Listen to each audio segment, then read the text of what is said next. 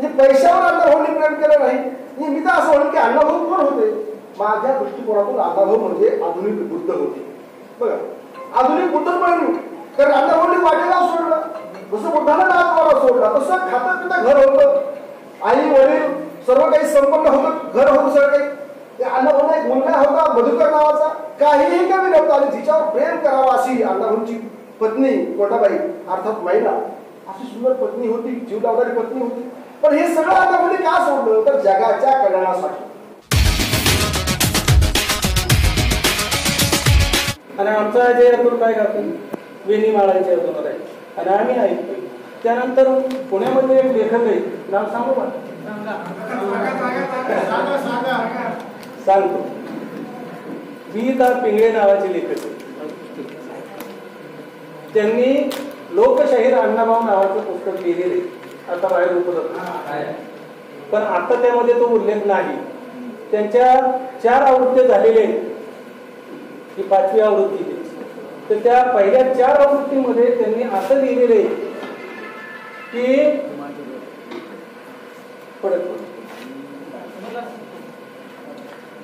त्या अण्णाभाऊ मेल्यानंतर 3 दिवस झोपडीमध्ये पडून होते. एका मद्रासी बाईने त्यांच्या अंगावरती टाकली आणि नंतर लोकांना कळलं की अण्णाभाऊंचा मृत्यू झालेला आहे.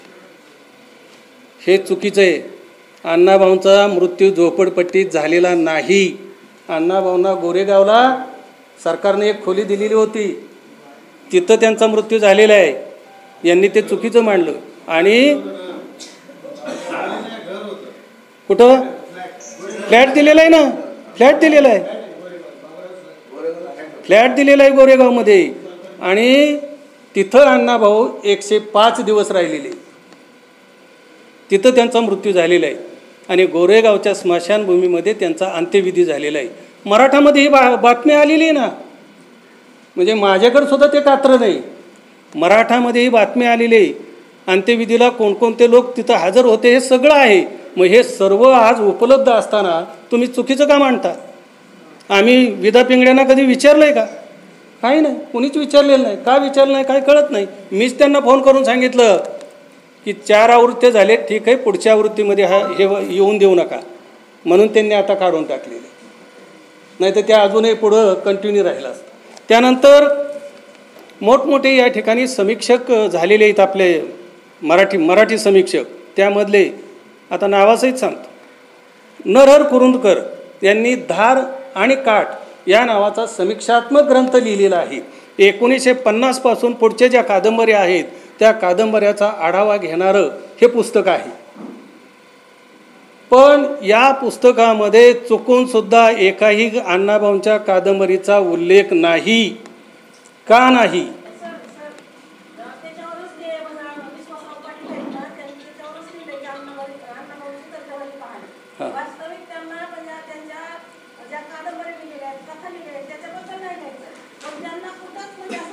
हां, ते सांगतो पुढे. नाही सांगतो बोलतो मी.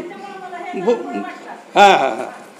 तर हे अशा प्रकारे कुठं जिथं चूक असेल अण्णाभाऊंचं. आणखीन दुसरं एक आहे बघा, विलास खोले नावाचे लेखक आहे, अर्ध्या शतकातील कादंबरी नावाचं त्यांचं पुस्तक त्यांनी संपादित केलेलं आहे. त्यामध्ये सुद्धा अण्णाभाऊंच्या कादंबऱ्याचा उल्लेख नाही. मग का नाही हा प्रश्न आपण त्यांना विचारला पाहिजे. अण्णाभाऊंच्या कादंबऱ्या कुठं कमी पडतात आणि कशा कमी पडतात ते आम्हाला सांगा. नका उल्लेख करू, पण का उल्लेख केला नाही त्याचं उत्तर आम्हाला मिळालं पाहिजे. अण्णाभाऊंचं मराठी साहित्यातल्या कादंबऱ्यांचा तुम्ही आढावा घेता ना, मग मराठी साहित्यातल्या अण्णाभाऊंच्या कादंबऱ्या गेल्या कुठं? का त्यांचा उल्लेख नाही? का त्याची समीक्षा होत नाही? हे आपण विचारलं पाहिजे. आम्ही विचारित नाही. त्यानंतर आता हे बाकीच्यांचं झालं. आता आपले लोक, आपले म्हणजे मातंगाचे लोक कसे हे करतात बघा विपर्यास.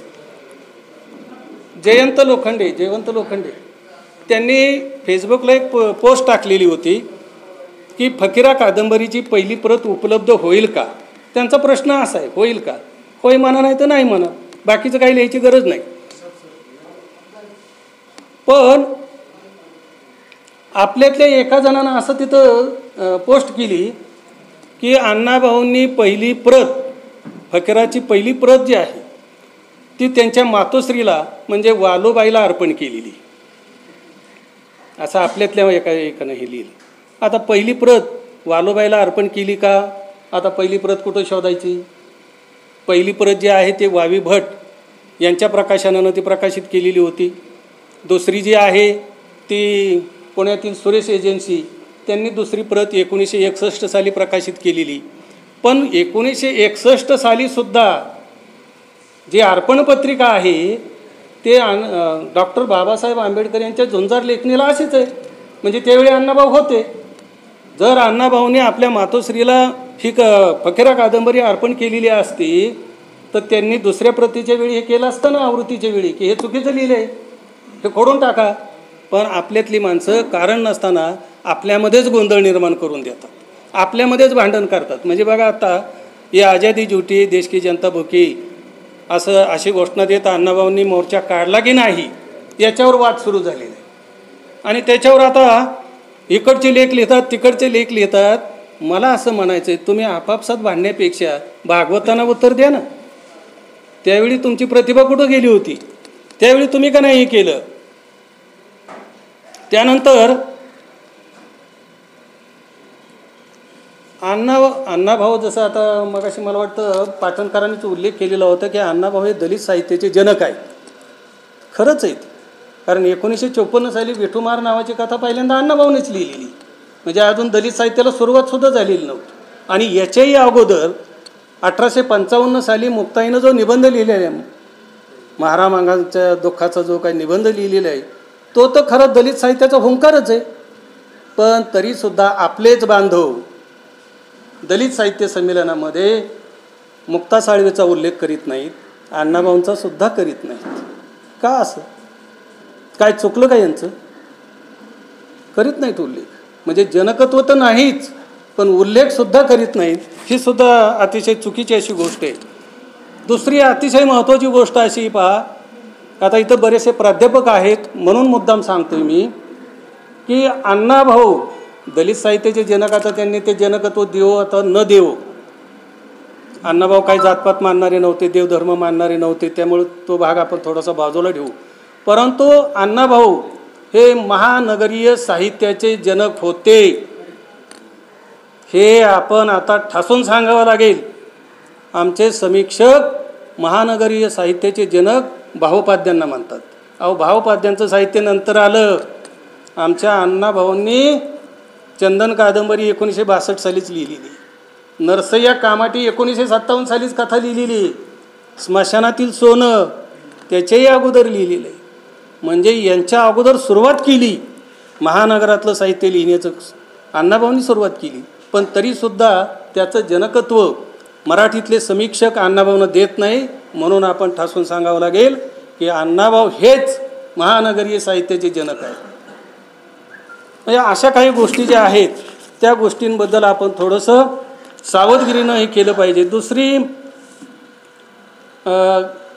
एक गोष्ट अशी सांगायची की अण्णाभाऊंनी संयुक्त महाराष्ट्राच्या चळवळीमध्ये महाराष्ट्राबद्दल प्रेम निर्माण व्हावं, आपुलकी निर्माण व्हावी याच्यासाठी महाराष्ट्राचा इतिहास लिहिणारी अनेक महाराष्ट्र गीतं लिहिलेली आहेत, महाराष्ट्र गीतं लिहिलेली आहेत. पण तुम्ही बघा, 1 मे हा महाराष्ट्र दिन साजरा केला जातो. बारकाईनं बघा, इथून पुढं बघा, महाराष्ट्र दिनाच्या दिवशी गाणी जी लावली जातात ती कोणती लावली जातात? तर ती गाणी लावली जातात, मंगल देशा, पवित्र देशा, महाराष्ट्र देशा, प्रणाम घ्यावा माझा महाराष्ट्र देशा. हे गडकरींनी लिहिलेलं गीत लावलं जातं, त्याला आमचा विरोध नाही. दुसरं एक गाणं लावलं जातं, भाऊ असोत सुंदर संपन्न की महा प्रिय आमचा महाराष्ट्र देश हा. कोल्हटकरांचं गाणं लावलं जातं. किंवा गरजा महाराष्ट्र माझा, जय जय काय ती जय जय महाराष्ट्र माझा, हे गाणं लावलं जातं. अण्णाभाऊंनी जी महाराष्ट्र गीतं लिहिलेली आहेत त्यातलं एकही गीत का लावलं जात नाही? अण्णाभाऊंची गीतं वाईट आहेत का? बरं, वाईट आहेत तर वाईट का आहेत ते तरी सांगा. मग का लावली जात नाही? एकच फक्त गाणं, त्याच्या 1-2-4 ओळी तुम्हाला सांगतो आणि तुम्हीच निर्णय द्या की हे वाईट आहे, हे नाही लावलं तरी चालेल. आपण जर म्हटलं तर काहीच हरकत नाही. अण्णाभाऊंनी एक अतिशय सुंदर महाराष्ट्र गीत लिहिलेले, त्या गीताचे बोल असे आहेत पहा. शौर्याच्या महाराष्ट्रा, शौर्याची तव परंपरा, शोभाच्या महाराष्ट्रा वळून बघ जरा. सिंहगडी अमरपदी तानाजी पहुडला, सिंहगडी अमरपदी तानाजी पहुडला, अन्याय तुडवीत संताजी दौडला, आंग्र्यांनी गाजविले अरबी सागरा, शिवबाच्या महाराष्ट्रा वळून बघ जरा. वाईट आहे का नाही? मग का लावलं जात नाही 1 मेला? महाराष्ट्राच्या दिनादिवशी हे गीत तुम्ही लावलं गेलं पाहिजे.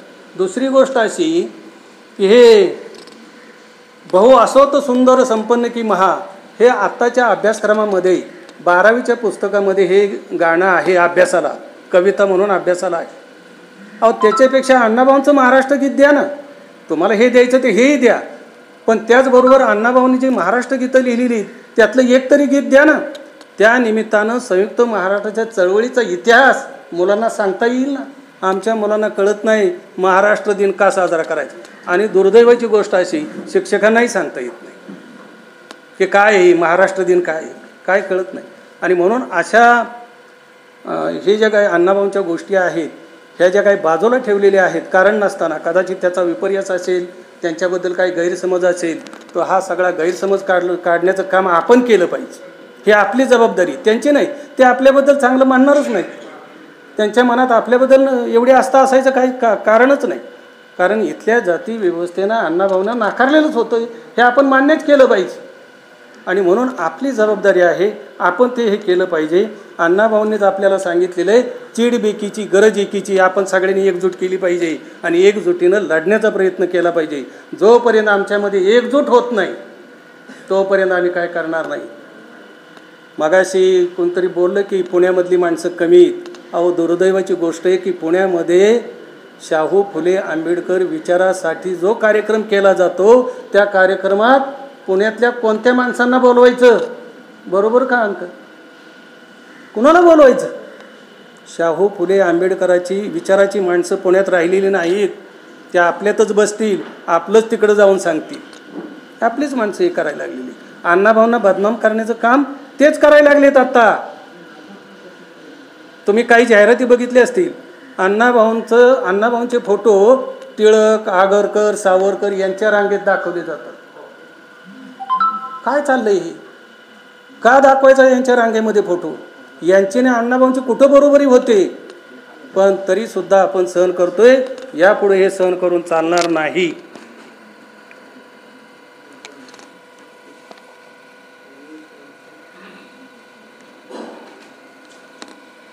कोणतं हो सर? कोतापल्ल्यांचं काय? जोगिणीचं? हां हां हां हां हां हां ते बरेचसे अभ्यासक असतात, यांना जोगीण म्हणजे काय ते सुद्धा माहीत नसतं. बघा, जोगतीण म्हणतात. आमचे विनोद आष्टोळ पाठीमागं बसलेले, त्यांनी ती चूक बरोबर शोधली. आणि नागनाथ कोत्तापल्ले त्याचे लेखक ना, नागनाथ कोत्तापल्लेनं सांगितलं की जोगतीण नाही, जोगीण. जोगीण वेगळं आणि जोगतीण वेगळं. आणि त्यांनी पाठपुरावा केला आणि तो शब्द त्यांना काढायला लावला. हे विनोद आष्टोळांचं काम. तर हे असं एक विनोद आष्टोळ नाही, तर प्रत्येकानं असं जागृत झालं पाहिजे आणि हे काम केलं पाहिजे. एकाचं काम नाही, सगळ्यांचं काम आहे. आम्ही आमच्या पद्धतीने काही गोष्टी करतो. आता सगळ्याच गोष्टी होत नाहीत. काही गोष्टीत आता तुम्हाला सांगायचं, हे मी लिहून आणले, असं लिहून कधी मी भाषणच केलं नाही. हे पहिल्यांदाच लिहून आणले मला वाटतं. हां नाही लिहून आणायचं कारण असं की वयोमानानुसार आता आठवतच नाही काय आपण सांगतो काय बोलतो. हे जर चुकलं लोकांच्या समोर तर करायचं काय? कारण आपण जबाबदारीनं बोललं पाहिजे. जर आपली चूक झाली तर त्याचं भांडवल केलं जाईल. आणि म्हणून आता मी लिहून आणलेलं होतं आणि याच्या पुढेही लिहूनच आणणार आहे, कारण चूक होता कामा नाही. माझं वेडेवाकडे 2 शब्द तुम्ही ऐकून घेतले, त्याबद्दल तुमच्या सर्वांचे मी आभार मानतो. संयोजकांनी मला बोलण्याची संधी दिली त्याबद्दल त्यांचेही आभार मानतो. जय हिंद, जय महाराष्ट्र, जय लहोजी, जय भीम. लहोजी साळवे कर्मचारी महासंघ महाराष्ट्र राज्य यांच्या संयुक्त विद्यमाने अण्णाभाऊंच्या 102व्या जयंतीनिमित्त होत असलेल्या या विचार संमेलनाच्या या सत्राचे अध्यक्ष, सत्यशोधक बहुजन आघाडीचे अध्यक्ष आमचे स्नेही माननीय सचिन बराडे सर, विचारपीठावर स्थानपद असलेले पुणे शहराचं भूषण माननीय अंकल सोनवणे साहेब, विचारपीठावरील माझे सहकारी महाराष्ट्रातील ख्यातनाम लोककला अभ्यासक, लोकसाहित्याचे अभ्यासक, लेखक, कादंबरीकार, चित्रपट दिग्दर्शक आदरणीय सोपानरावजी भिडे सर, विचारपीठावरील अन्य सर्व मान्यवर, माझ्या समोर बसलेले माननीय सर्व मान्यवर, या सभागृहामध्ये आमच्या संस्थेचे प्रसारणाचे अध्यक्ष नरसिंह घोडके सर आहेत, विद्रोही चळवळीच्या अध्यक्षा प्रतिमाताई परदेशी आहेत, आमचे कविमित्र जमीर कांबळे साहेब या ठिकाणी आहेत, महाराष्ट्राच्या कानाकोपऱ्यातून आलेले अण्णाभाऊंचे सर्व अभ्यासक, सर्व चाहते या ठिकाणी आहेत. मी सर्वांना या ठिकाणी वंदन करतो आणि माझ्या विचाराला सुरुवात करतो. सकाळपासून अतिशय क्रांतिकारक असे विचार या ठिकाणी आपण ऐकत आहोत. अंगावर स्फुरण चढावं अशा प्रकारचे विचार कॉम्रेड भारत पाटणकर, त्याचबरोबर आमच्या प्रतिमाताई परदेशी यांनी या ठिकाणी मांडलेले आहेत. सोमनाथ कदम सरांनी विचार मांडलेले आहेत. अण्णाभाऊंच्या नावाचा खऱ्या अर्थानं जागर या ठिकाणी आज सुरू झालेला आहे. हे पुणे शहर, या पुणे शहरामध्येच लहुजी साळवे होऊन गेले. या पुणे शहरामध्येच महात्मा फुले, सावित्रीबाई फुले होऊन गेल्या आणि म्हणून एक ऐतिहासिक वारसा या पुणे शहराला लाभलेला आहे. माँसाहेब जिजाऊंनी वसवलेली ही नगरी जिजाऊ नगरी म्हणून पुढच्या काळामध्ये ओळखली जाईल. अशा या ऐतिहासिक अशा शहरामध्ये हे विचार संमेलन होत आहे. मला असं वाटतं की अतिशय क्रांतिकारी घटना आहे. आज जो विचार आपण या ठिकाणी चर्चेला घेतलेला आहे तो फार महत्वाचा असा विषय आहे.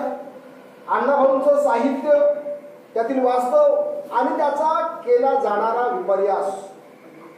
बांधवांनो, आपल्या देशाचा इतिहास हा क्रांती आणि प्रतिक्रांतीचा इतिहास आहे. या देशामध्ये एकेकाळी अतिशय सुजलाम सुफलाम असं सर्व वातावरण होतं. माणसं गुण्यागोविंदाने राहत होती, एकमेकांचा आदर करत होती, एकमेकांना बोलत होती. परंतु नंतरच्या काळामध्ये आपण पाहिलं तर या देशामध्ये द्वेषाचं राजकारण जाणीवपूर्वक सुरू केलं गेलेलं आहे. फोडा आणि तोडा ही नीती या ठिकाणी आणली गेलेली आहे. इथं डच आले, फ्रेंच आले, नाना प्रकारचे लोक आले. या आक्रमकांपैकी जे आर्य, ज्याला महात्मा फुले आर्यभट्ट ब्राह्मण असं म्हणतात, या आर्यांनी या देशाचं प्रचंड असं आतोनात नुकसान करून टाकलं. प्रचंड असे भेदभाव निर्माण करून वेदांचा तो अर्थ आमासाची ठावा, येरांडी व्हावा भार माथा. तुकाराम महाराज आपल्या जवळचे चित्र देऊचे, त्यांनी सांगितलं की वेदांचा अर्थ खरा आम्हाला माहित आहे, तुम्ही नुसतं डोक्यावर भार व्हा. परंतु अशा या तुकारामाला सुद्धा या व्यवस्थेनं प्रचंड छळलेलं आहे. मागच्या वेळी जेव्हा मी आलो होतो पुण्याला तेव्हा मुद्दाम म्हणून देहूला गेलो होतो. त्या देहूमध्ये काय सांगावं, प्रचंड 2 मजली इमारत तुकारामाची, बाजूलाच नदी वाहती आहे. हा शेतकरी माणूस, परंतु हा कविता करतोय म्हणून तत्कालीन व्यवस्थेनं या तुकारामाचा छळ केला. त्याच्या वह्या इंद्राणीमध्ये बुडवल्या. एवढंच करून नाही थांबली ही व्यवस्था, तर तुकारामाला अतिशय अन्यायकारक पद्धतीनं आपल्याला माहित आहे त्यांनी तुकारामाचा खून सुद्धा केलेला आहे. आणि मग माथा टेकवावा कुठं? मला असं वाटलं की आपण तुकारामाला वंदन करावं. मी गेलो, तुकारामाची समाधी कुठे आहे तर कुठंही समाधी नाही. म्हणजे इतका क्रूर पद्धतीनं की तुकारामाची त्यांनी माती सुद्धा ठेवली नाही. म्हणजे अशा प्रकारची ही व्यवस्था जी आहे ही सूड घेणारी व्यवस्था या देशामध्ये कार्यरत आहे. सकाळी विषय निघाला की व्यवस्था पुन्हा प्रतिक्रांती झालेली आहे. 2014 पासून आपण सर्व अनुभवत आहोत. सगळं जग बदललं, म्हणजे आपला देश बदललेला आहे. आणि या बदलाच्या माध्यमातून पुन्हा एकदा माणसं तोडण्याचं काम सुरू झालेलं आहे. आणि अशा काळामध्ये आपल्याला माणसं जोडायची असतील तर काय करावं लागेल? आपल्याला पुन्हा तुकाराम आठवावं लागेल, आपल्याला पुन्हा महानुभावांचं साहित्य आठवावं लागेल आणि त्याच पठडीतलं, त्याच परंपरेतलं अण्णाभाऊंचं साहित्य पुन्हा आपल्याला अभ्यासावं लागणार आहे. मित्र हो, अण्णाभाऊंचं नाव सुद्धा काय? तुकारामच. तुकाराम भाऊराव साठे, वाटेगावचा मानवाडा, हा क्रांतिकारी मानवाडा. बघा, अण्णाभाऊंच्या इथं सकाळी सांगितलं की आमच्या घोडके सरांनी की हा शेतीप्रधान नसून जातीप्रधान देश आहे. खरंय सर, इतकं वास्तव समजायला आता आम्हाला इतके दिवस सुधारावे लागले की जात नावाची जी व्यवस्था आहे ही पद्धतशीरपणे इथं जाणीवपूर्वक राबविण्याचं काम केलं गेलेलं आहे. कारण याच्यामध्ये काही लोकांचा फायदा आहे. म्हणजे मुठभरांच्या फायद्यासाठी राबवलेली ही जात नावाची व्यवस्था ही गाडली पाहिजे, ही तोडली पाहिजे, ही सोडली पाहिजे, हे अण्णाभाऊंना त्या काळामध्ये कळलं होतं. आणि म्हणून अण्णाभाऊंनी केवळ वाटेगाव सोडला नाही. अण्णाभाऊंचं जीवनचरित्र आपण बघितलं तर अत्यंत क्रांतिकारक असं जीवनचरित्र आहे. काही वाचलं नाही. सकाळी पाटणकर साहेबांनी विचारलं की खरं सांगायची कोणी कोणी अण्णाभाऊंचं साहित्य वाचलंय, तेव्हा सगळ्यांनीच हात वर केले. कोणी वाचलं नाही तेव्हा फक्त एक हात वर आला प्रामाणिकपणाने. खरंच अण्णाभाऊंचं साहित्य आपण वाचलंय का? वाचलं जर असतं तर क्रांती झाली असती. मला वाटतं अण्णाभाऊंचं साहित्य आपण वाचलं नाही. अण्णाभाऊंचं साहित्य आपण वाचलं असतं तर क्रांती झाली असती. वाचन आपण जर चिंतन केलं असतं तर अजून महाक्रांती झाली असती. परंतु या दोन्ही प्रक्रिया इथं केल्या गेल्या नाही. का? कारण इथं जात पाहिली जाते. साळुंकेंना जन्म घ्यावा लागला खरं तुकाराम सांगायला. विद्रोही तुकाराम सांगितल्यानंतर आपण तुकाराम खरा कळतोय. रस्ता तुक्या तुक्या वेडा तुक्या म्हणून या तुकारामाची सुद्धा मृत्यूनंतर विटंबनाच केली होती या व्यवस्थेनं. मग तिथं मान जात समूहामध्ये जन्मलेल्या या तुकारामाची अवस्था काय असेल बघा. ही जी मान जात समूह आहे म्हणजे अण्णाभाऊंना जातीमध्ये जन्म घ्यावा लागला. कारण इथं प्रत्येक माणूस जातीतच जन्मत असतो. अण्णाभाऊंचा जन्म जाती झाला असला तरी अण्णाभाऊंनी जातीवर मात केलेली फार महत्वाची. ही जी अण्णाभाऊंची जात होती काय होती की अत्यंत शूर पराक्रमी अशी एक असा एक समूह होता की ज्या ठिकाणी राज्य असलेला हा समूह होता. परंतु इथे आर्यांनी काय केलं म्हणजे आर्यांवर का रोष आहे बघा. महात्मा फुल्यांचं साहित्य वाचा. मागायला तुम्ही राज्यकर्ते व्हा ना. बरं काय अवस्था तुमची झालेली आहे. तुम्ही राज्यकर्ते होतात ही अवस्था का झाली तुमची. पुष्टे खाता, खरकट खाता, ही अवस्था सोडून द्या. तुम्ही ज्ञानवंत व्हा. तुमची परंपरा तुम्ही तपासून पहा ना, तुमचा इतिहास शोधून पहा ना, असं महात्मा फुले म्हणतात. आणि मग हा इतिहास जो आहे हा अण्णाभाऊंच्या जाणीवेतला इतिहास आहे. अण्णाभाऊंनी असंच उठून बसून असं लिहिलं नाही. अण्णाभाऊ जगले ते फार महत्वाचं आहे. मी जे जगतो, मी जे पाहतो तेच मी लिहितो. मला कल्पनेचे पंख लावून आभाळामध्ये भराड्या मारता येत नाही. त्या बाबतीत मी स्वतःला बेडूक समजतो. फार मोठी पण आहे. म्हणजे अण्णाभाऊंनी काय केलं जे पाहिलं ते अनुभव होता. अण्णाभाऊंनी काय पाहिलं वयाच्या 12व्या वर्षापर्यंत अण्णाभाऊ वाटेगावमध्ये होते. काय हा वाटेगाव आहे. या वाटेगावाला एक इतिहास आहे. छत्रपती शिवाजीराजे भोसले यांनी बसवलेलं हे गाव आहे वाटेगाव. कारण या गावामध्ये एक नाही, दोन नाही, तीन मांगवाडे आहेत. मांगांच्या तिथं 3 वस्त्या, 3 आळ्या आहेत. मागे जाऊन बघा आजही. एका आळीमध्ये फकीराचा जन्म झालेला आहे आणि दुसऱ्या आळीमध्ये या तुकारामाचा जन्म झालेला आहे. ही सगळी साठे मंडळी आहे. म्हणजे अण्णाभाऊंच्या साहित्याचाच काय अण्णाभाऊंच्या जीवनचरित्राचाही विपर्यास कसा केला गेला बघा. फक्त आका म्हटलं गेल्यामुळं, कारण फकीरा म्हटलं की आका कुठं आहे. आका बाळाची झालेली आहे. म्हणजे सगळा गाव अण्णाभाऊंच्या आईला वालू आईला आका या नावानं संबोधत होता. तेवढ्या एका गोष्टीवरून काय लोकांनी सांगितलं की फकीरा हा कोण होता. अण्णाभाऊंचा मामा होता. धडधडीत खोटा इतिहास करून टाकला, विपर्यास करून टाकला. म्हणजे काय याच्या मागे कारण काय होतं. याच्या मागे कारण असं होतं की अण्णाभाऊंची शौर्याची परंपरा तुम्हाला दाखवायची नाही. मित्रांनो अण्णाभाऊंच्या 2 परंपरा लक्षात घ्या. अण्णाभाऊंचे वारसदार म्हणून घेत असताना ह्या 2 परंपरा तुम्ही लक्षात घेतल्या पाहिजे. अण्णाभाऊंचे मातृकुळ जे होतं ते फार कलावंताचं मातृकुळ होतं. नामोबा ताटोबा मांग हा अण्णाभाऊंचा आजोबा. हे अण्णाभाऊंचा आजोबाची परंपरा काय होती. ती प्रचंड शाहीरची परंपरा होती. अण्णाभाऊंचे आजोबा शाहीर, अण्णाभाऊंचे मामा शाहीर, अण्णाभाऊंच्या मावशीची 3ही मुलं कलावंत होती.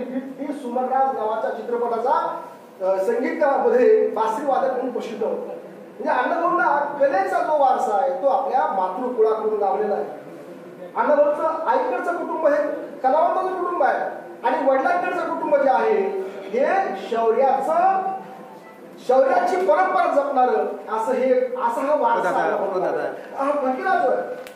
हा फकीरा अण्णाभाऊंचा नात्यानं चुलता आहे. काका आपण त्याला दुसऱ्या भाषेत म्हणतो पण चुलता आपण म्हणूया स्पष्टपणे आपल्याकडे. म्हणजे फकीराचं आणि अण्णाभाऊंचं कुळ एक आहे. आणि ह्या सगळा हा ऐकत फकीराच्या क्रांतिकारक शौर्याच्या गाथा ऐकत अण्णाभाऊ लहानाचे मोठे झालेले. अण्णाभाऊ हे म्हणतात ना की मी जे पाहतो तेच लिहितो, जे ऐकतो तेच लिहितो. मला कल्पनेच्या भाराने मारताय. अण्णाभाऊने हा सगळा इतिहास ऐकलेला आहे. अण्णाभाऊ हा जन्मजात हरहुन्नरी कलावंत. कारण का कारण अण्णाभाऊंचं बालपण इतकं मजेत केलेलं आहे मित्र हो. कल्पनाही करू शकत नाही. अतिशय एखाद्या राजकुमार सारखं अण्णाभाऊंच्या बालपण गेलेलं आहे. अण्णाभाऊंचे वडील भाऊरावांचे वडील सिद्धोजीराव साठे हे मुंबईचे कंत्राटदार होते. कंत्राटदार ज्या काळामध्ये मुंबईला बांधकामं सुरू होती त्या काळामध्ये कंत्राट देऊन बांधकामं करायचे काम या सिद्धोजीरावाने केलं होतं. आणि त्यांनी 54 एकर जमीन टाकवे नावाच्या शेजारच्या गावात घेतली होती. 54 एकर जमीन म्हणजे अण्णाभाऊंचा इतिहास जर पाहिला तर 54 एकरीचे धनी होते अण्णाभाऊ. कसल्याही प्रकारची दबाव नव्हती. एक मुलगा एकच, भाऊरावांना एकच मुलगा, शिवाजीरावांना एक मुलगा भाऊराव, आणि भाऊरावांना 3 मुलं झाली. पण त्यातला एक मुलगा लहानपणी जगावला, शंकर नावाचा, तो अण्णाभाऊंच्या पाठीवर झाला होता. आणि त्याच्यामुळे काय झालं होतं की अण्णाभाऊंना आता म्हणजे आईने ठरवलं होतं की याला काही बोलायचं नाही लहान लेकराला. कारण पहिला जो मुलगा होता शंकर या नावाचा, त्याला शिवी दिली आणि ताप आला आणि तो मरण पावला. त्यामुळे वालूबाईला असं वाटलं की मी जर शिवी दिली, काही लोक म्हणतात ना काळ्या जिभीची, तशी अण्णाभाऊ म्हणतात की माझी आई काळ्या जिभीची होती आणि त्यामुळं मला तिनं पुन्हा कधीही शिवी दिली नाही. आणि याचाच फायदा काय त्यांना अण्णाभाऊने घेतला. आणि आपलं बालपण जे आहे ते अगदी मजेमध्ये रानामध्ये, तो खोरा बघा कसा आहे, तो प्रचंड वारणेचा खोरा, तो कृष्णेचा खोरा, तो प्रचंड सह्याद्री, हा सगळा भाग जो आहे तो अण्णाभाऊंनी प्रचंडपणे शिकलेला आहे, अनुभवलेला आहे. की शिक्षण काही शाळेतच होतं का? बघा अण्णाभाऊंना जेव्हा शाळेतून 1.5 दिवस शाळा शिकायची संधी मिळाली आणि त्या मास्तरांना मारलं, हा अन्याय त्या बालमनाला सहन झाला नाही. कारण अण्णाभाऊंचं जगणं पाखरासारखं होतं, मुक्त छंद परंपरा. पण त्यांना हा अन्याय सहन झाला नाही. त्यांनी ती शाळा सोडली आणि शाळा सोडल्यानंतर मग वालूबाईंना असं वाटलं की आता काही खरं नाही. कारण त्याच काळामध्ये या इंग्रज सरकारने एक काळा कायदा पास केला होता. हा कायदा होता 1871चा बाय बर्थ क्रिमिनल लॉ, जन्मजात गुन्हेगारीचा शिक्का. म्हणजे काही लोकांना जन्मजात गुन्हेगार म्हणून घोषित केलं होतं. जातीत घोषित केलं होतं इंग्रज सरकारने. एक यादी काढली होती या जातीतले लोक गुन्हेगार असतात म्हणून. आणि मग जसं आता सुरू आहे आता आपल्याकडं काय कोणत्या जातीला काय करायचंय बरं का, NRC, CAA हे कायदे आता सुरू आहेत ना, पण हे कायदे तेव्हा होते. मग या जातींना कुठं ठेवायचंय तर कुंपणात ठेवायचंय, यांना जगू द्यायचं परंतु कुंपणात जगू द्यायचं. आणि अशा त्या जातीच्या कायद्यामुळं अण्णाभाऊंची जी जात होती ती प्रचंड हलाखीचं जगणं जगत होती. आणि म्हणून अण्णाभाऊंचं कसं होणार असं त्या वालूबाईला वाटलं. साहजिक होतं, वालूबाईला वाटलं आता आपला पोरगा वाया झाला. कारण इंग्रज सरकार आधीच आपल्यावर दात खाऊन आहे.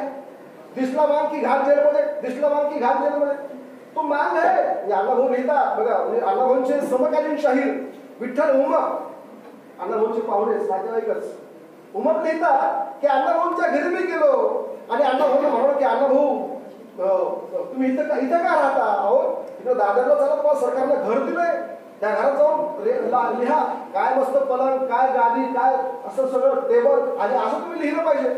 तेव्हा अण्णाभाऊ त्याला विठ्ठलाला म्हणतात, विठ्ठला अरे बाबा मी ह्या झोपडीतच बरं आहे. कारण झोपडीमध्येच खरी कला जन्मत असते, बांधल्यामध्ये ठेकणं असतात. आणि म्हणून मला माझ्या माणसात राहायचंय. किती निष्ठा असावी माणसांची. बघा माणसांची निष्ठा फार मोठी गोष्ट आहे. देखणेपणावर वेगळीपणावर अण्णाभाऊंचा भर नव्हता. जे वास्तव आहे ते खरं आहे ते महत्वाचं आहे. आणि अशा त्या वातावरणामध्ये अण्णाभाऊ राहिले. विठ्ठलराव म्हणाले की अहो तुम्हाला रशियावरून मानधन आलेलं, चला बँकेत बघा तुमच्या नावावर येऊन बँक चेक पडलेले आहेत. तेव्हा अण्णाभाऊ म्हणतो की अरे बाबा ते रशियालाच राहू दे, ते त्यांच्या लोकांना माझ्या लेकरांना परत जाऊ देतो, मी नाही आणणार नाही. म्हणजे पैशावर अण्णाभाऊंनी प्रेम केलं नाही. मी तर असं म्हणेन की अण्णाभाऊ कोण होते? माझ्या दृष्टिकोनातून अण्णाभाऊ म्हणजे आधुनिक बुद्ध होते. बघा आधुनिक बुद्ध पण, कारण अण्णाभाऊंनी वाटेगाव सोडलं, जसं बुद्धानं नाथद्वारा सोडला तसं खातं पिता घर होतं, आई वडील सर्व काही संपन्न होतं, घर होतं सगळं काही. अण्णाभाऊंना एक मुलगा होता मधुकर नावाचा, काहीही कमी नव्हता. आणि जिच्यावर प्रेम करावा अशी अण्णाभाऊंची पत्नी कोटाबाई अर्थात महिला, अशी सुंदर पत्नी होती, जीव लावणारी पत्नी होती.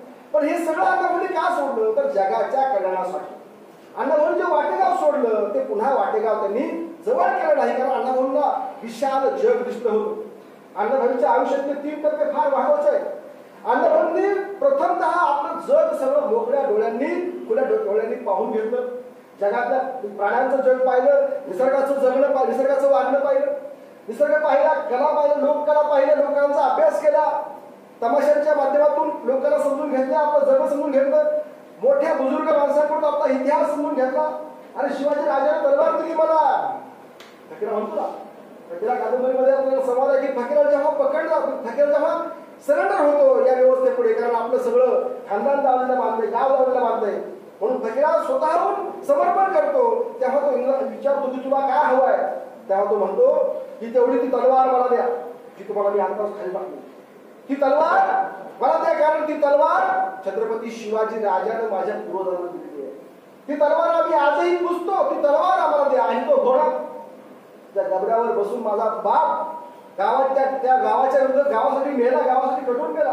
तो गबड्या, तो घोडा मला द्या, माझी तलवार द्या. काय गोष्टी माहिती आहे, तलवार म्हणजे लढण्याचं प्रतीक. आज आमची तलवार काय, आज आमची ही तलवार आहे. या इथं या सभागृहामध्ये, इतक्या मोजक्या सभागृहामध्ये 50 लेखक बसले. तिथं सुहास नाईक आमचा तरुण तरुणकार संशोधक बसलेला आहे. आमचे डॉक्टर व्यंकट सुरेश पटेल अनेक इथं संशोधक आहेत. कारण का, त्यांना अण्णाभाऊंची तलवार कळलेली आहे. ही अण्णाभाऊंची तलवार आहे. अण्णाभाऊंनी घोडा मागितला म्हणजेच काय, अण्णाभाऊंनी प्रगतीचं लक्षण मागितलं, ताकद मागितली. म्हणजे अण्णाभाऊंनी जी ब्रेन पॉवर आणि मनन पॉवर जी आहे, या दोन्ही शक्तींची पूजा केलेली आहे. प्रारंभी मी आजला कर त्याचा पूजला. बघा, सकाळी आपलं ऐकलं, आताही आपलं ऐकलं. कोणाचं का बोलायचं नाही. आणि ज्याच्या हाताला घट्टे आहेत ते हात पवित्र आहे. अण्णाभाऊ म्हणतात की आईत खाऊला मी मानत नाही. जगात 2 जाती म्हणजे अण्णाभाऊ मानल्या. कोणत्या? एक कष्ट करणाऱ्यांची आणि दुसरी आईत खाणाऱ्यांची, आईत खाणाऱ्यांची. बरं का. आणि म्हणून अण्णाभाऊंनी प्रारंभी मी आजला तर त्याचा पूजला. ज्याच्या हातावर हे सगळं जग तरलंय ना, ज्याच्या जे हात राबतात, जे कष्ट करतात, अशा हातावर अण्णाभाऊंचं प्रेम होतं. आणि ही जडणघडण जी आहे बांधवांनो, ही अण्णाभाऊची आपण नीटपणे समजून घेतली पाहिजे. कोण होते अण्णाभाऊ? अण्णाभाऊ कम्युनिस्ट होते, अण्णाभाऊ आंबेडकरवादी होते, अण्णाभाऊ फराजी होते. कोण होते अण्णाभाऊ? अण्णाभाऊ केवळ अण्णाभाऊ साठे होते. लक्षात घ्या, हा प्रवास जो आहे अण्णाभाऊचा, हा समजून घेतला पाहिजे. मग पुढे आपण पाहूया की अण्णाभाऊ मुंबईला आले. भाऊरावांनी या कुटुंबाला मुंबईला आणलं.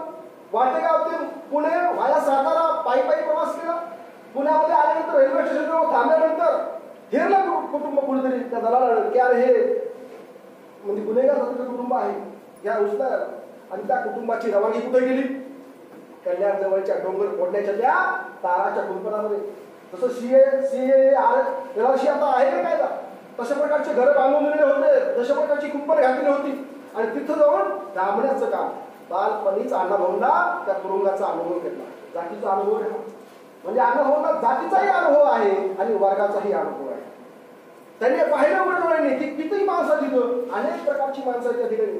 त्या वस्तीमध्ये अनेक माणसं आणि काय करतात की फक्त राबतात, राबायचं आणि मारायचं, त्याशिवाय दुसरं काय. आणि ही सगळं अनुभव पाहत होते. आणि वरून विमान चाललेले आहे. बघा, तो धामधुमीचा काळ आहे. वरून विमान चालले आणि खाली माणसं मुंडीसारखं जगाले. बाहेर पडायला संधी नाही. पठाणांचा पहारा आहे. अशा पठाणांच्या पहाऱ्यातून भाऊराव निष्ठून जातात. रातोरात हे कुटुंब तिथून निघून जातं. आणि मग भायखळा. आणि मग भायखळ्याला काय, कोण देणार आहे सहारा? एका मुसलमान स्त्रीनं, एका मुसलमान बाईनं सहारा दिला. त्या बाईचं नाव होतं चांद बिबी. भायखळ्याच्या चांद बिबीच्या चाळीमध्ये अण्णाभाऊ राहिले. आणि हे उपकार अण्णाभाऊंनी पुढे आयुष्यभर अण्णाभाऊंनी भेटलेले आहेत. त्या चाळीतून अण्णाभाऊ कुठे गेले? पुन्हा मग गिरणी कामगार पडले. आणि मग गिरणी कामगार याचं जगणं अण्णाभाऊंनी समजून. बघा, हे स्थित्यंतर आहेत अण्णाभाऊंच्या आयुष्यात. एखादा कलावंत, एखादा लेखक समजून घ्यायचा असेल तर त्याच्या आयुष्यात ही स्थित्यंतर आपण समजून घेतली पाहिजे. मग त्या गिरणी कामगारांचं आयुष्य अण्णाभाऊंनी पाहिलं. आणि मग स्वतःहून अण्णाभाऊ शिकले. अण्णाभाऊचा एक भाऊ ज्ञानदेव साठे हा जर राहत होता मुंबईमध्ये, त्याच्याकडे जाऊन अण्णाभाऊ शिकले, लिहायला शिकले, वाचायला शिकले. स्वयंप्रज्ञ. बघा, बुद्ध स्वयंप्रज्ञ. आता दीपक भाऊ स्वयंप्रज्ञ आहे. अण्णाभाऊ म्हणतात की आईला, अगं आई तू मला काही काळजी करतेस असं शिकायला, मी शाळेत शिकवणार मला काय समजस तू, मी मोठा होऊन दाखवेन तुला. अगं शिवाजी राजा कुठे शिकला होता? तुकाराम महाराज कुठे शाळेत गेले होते?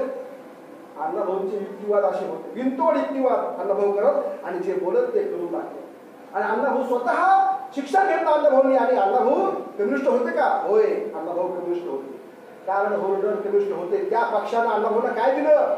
अण्णाभाऊंना वाचन दिलं, प्रचंड ग्रंथसंपदा दिली. वाचायच्या अण्णाभाऊंना तिथं तो काळ जो होता मित्र होतो, काळ होता दुसऱ्या महायुद्धाचा काळ.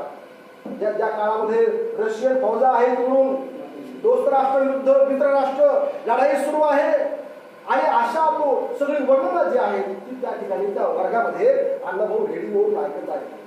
रेडिओवरून इकडं वर्णन ऐकणं, तिकडं स्टालिनग्राडचा लढा सुरू आहे आणि इकडं अण्णाभाऊचं लेखन सुरू आहे. जगातला एकमेव पोवाडा. लढाईनंतरची पोवाडे आम्ही पाहिले, लढाई होऊन गेले, परंतु तिकडे लढाई सुरू आहे आणि इकडे पोवाडे सुरू आहे. अण्णाभाऊचं लेखन असं आणि दृष्टी असावी तर कशी असावी की अण्णाभाऊ सारखी असावी. इतकं लांब पाहतं माणसं, इतकं लांब. आणि हे जग अण्णाभाऊ नाही म्हणले की ही पृथ्वी, नाही म्हणले की हा भारत, हे जग म्हणले. हे जग ही पृथ्वी पुण्या शेषाच्या मस्तकावर तरलेली नाही तर श्रमिकांच्या दलितांच्या हातावर तरलेली आहे. आता हा दलित शब्द सुद्धा आपण घेतो. अण्णाभाऊंचा दलित म्हणजे मान मार नाही. अण्णाभाऊंचा दलित हा एक मोठा वर्ग आहे, ज्याला दुसरा आपला होतो कामगार, तो वर्गाची भाषा आहे. अण्णाभाऊंचा दलित हा त्या वर्गीय भाषेचा दलित आहे. तो अख्ख्या जगात आहे, सर्वत्र आहे हा माणूस जो कष्ट करतोय, जो राबतोय, जो या दलदलीत फसलेला आहे, तो दलित. असा हा दलित माणूस, त्यालाही मन आहे, त्याचंही स्वप्न आहे का. अण्णाभाऊंनी भाषण केलं मुंबईला 2 मार्च 1958 पहिल्या दलित साहित्य उद्घाटनामध्ये. त्यामध्ये अण्णाभाऊ म्हणतात की तो माणूस आहे, त्याचं जगणं समजून घेतलं पाहिजे दलिताचं. आणि ते आमचे साहित्यिक ज्या एकनाथानं दलिताचं मूल कडेवर घेतलं ते आपलं साहित्य. ते महानुभाव पंथाचे महात्मा चक्रधर, ज्यांना दुःख दिसलं आमचं महाराजांच्या घरात जाऊन जे जेवले, ते आमचं साहित्य. म्हणजे आमचं साहित्य कोणतं ते अण्णाभाऊंनी सांगितलेलं आहे. आणि म्हणून अण्णाभाऊंनी जे सांगितलं तेच लिहिलंय. कुठलीही कलाकृती तुम्ही घडून पाहणार नाही. काय लिहिलं अण्णाभाऊंनी? देशभक्त घोटाळे नावाचं लोकनाट्य लिहिलं अण्णाभाऊंनी. पेंग्याचं लगीन नावाचं लोकनाट्य लिहिलं अण्णाभाऊंनी. आकलेची गोष्ट नावाचं लोकनाट्य लिहिलं अण्णाभाऊंनी. बघा आकलेची गोष्ट काय आहे. एक शेतकरी आहे, एक व्यापारी आहे. हा व्यापारी कसा शेतकऱ्याला लुबाडतो आणि शेतकरी त्याच्यावर कसा आकलीला हुशारी मिळवतो, ती कथा आहे, ती एक गोष्ट आहे. ती कोण म्हणजे कोण हुशार आणि त्याची दाखवायची. त्यामध्ये अण्णाभाऊंनी त्या शेतकऱ्याचा विजय दाखवलेला आहे. म्हणजे अशा प्रकारे अण्णाभाऊंची तुम्ही गीता बघा, ही शाहिरी बघा. अण्णाभाऊंनी प्रचंड वर्ग मांडलेला. अण्णाभाऊंनी कधीही जात मानलेली नाही. त्यांच्या मनामध्ये जातीचं दुःख होतं, पण फार आत होतं, फार खोलवर होतं.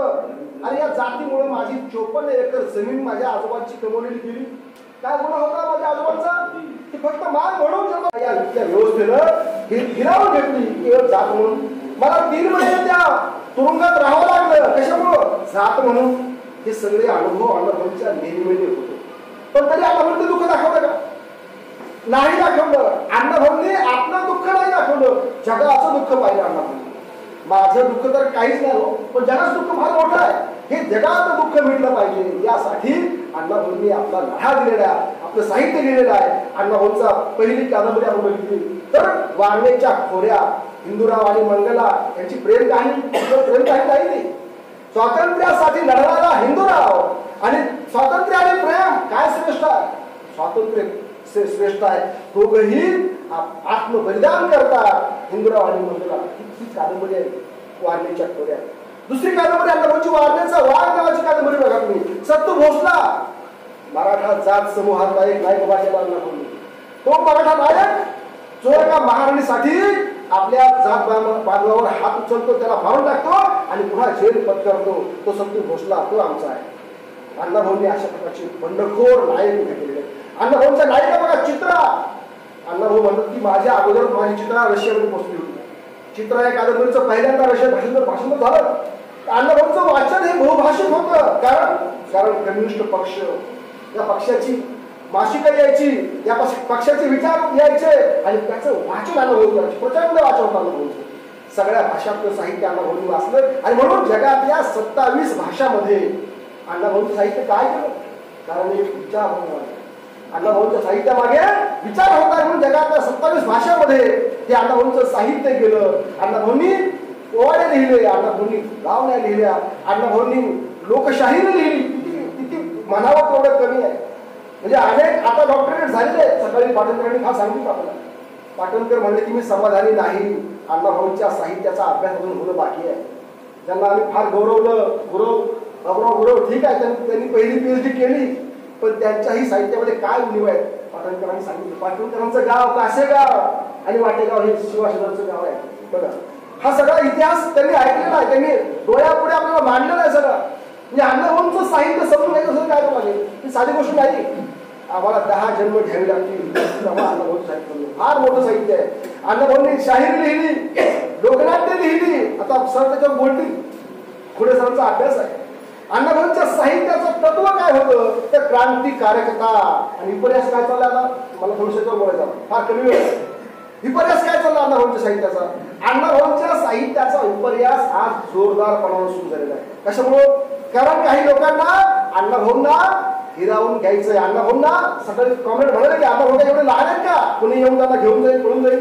परंतु हा प्रयत्न होत आहे. डोळ्यामध्ये तेल घालून अण्णाभाऊंची प्रतिमा जपण्याचं काम आपण केलं पाहिजे. जग बदल घालून घाव सांगून गेले मला भीमराव असं अण्णाभाऊ म्हणलेच नाही म्हणून काही लोकांची अशी द्वाही सुरू आहे, कानोकानी अशी त्यांची बोलणी सुरू आहे की अण्णाभाऊने असं कोणी म्हणतच नाही, ही खोटं कवन आहे, प्रचंड खोट्यापणाने सगळं सुरू आहे. जातीच्याच नावावर काही आपल्या संस्था चालू आहेत बरं का, जातीच्या नावावर काही आपले लोक काम करतायत आणि ते अण्णाभाऊंना बदनाम करण्याचं काम करतायत. अण्णाभाऊंनी मोर्चा काढलाच नाही म्हणून एक लेख लिहिला का पाहता अण्णाभाऊंनी मोर्चा काढला तुम्ही पाहता होतं पाहिजे. म्हणजे अतिशय फालतूपणाने सगळं असं अण्णाभाऊंचं प्रतिमा हनन करण्याचं काम ही व्यवस्था करते आहे, ते आपण समजून घेतलं पाहिजे. सध्या एक पुस्तक फार जास्त आहे, अण्णाभाऊंची दर्दभरी दास्तान, विश्वास पाटील. काय आनंद झाला आम्हाला सगळ्यांना की अण्णा एका पाटलाने मागावर लिहावं, हीच गोष्ट बस. आपण वाचायला काय लिहिले ते पाहायला तयार नाही. काय लिहिलं अण्णाभाऊ दर्दभरी दास्तान, अण्णाभाऊंची दास्तान दर्दभरी आहे. आणि अण्णाभाऊंची दास्तान ही क्रांतिकारी दास्तान आहे.